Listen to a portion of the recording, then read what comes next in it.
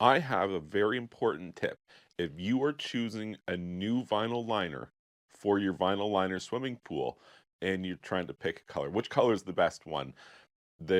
Probably they'll all look good, but here's an important thing. So I've got a sample booklet with me here, as you can see, and this is what'll happen is we'll show up to your house and we'll be like, which one of these do you like? And we'll just start swinging through them, and you really quickly on the fly have to kind of decide, and it's a little hard to imagine what it's going to look like in your pool.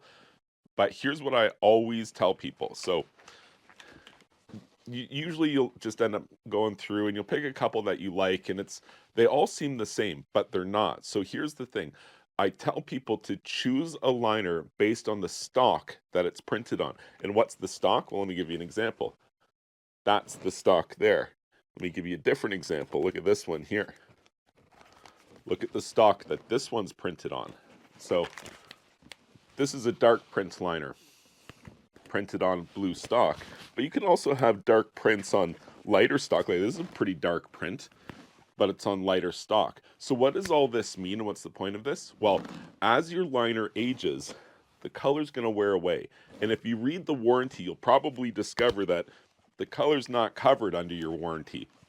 So when this liner, and this is especially true if you have like an automatic vacuum that you just let run wild in your pool, the color will fade off very quickly. When this color fades off, all you're going to see underneath is this blue stock.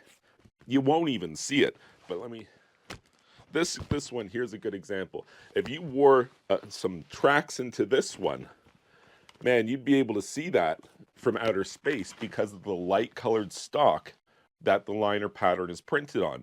So to me, there is a definitive advantage to choosing a darker colored stock such that when the liner ages, you're not really going to be able to notice those imperfections, and definitely not nearly as much as you would notice if it were printed on lighter colored stock.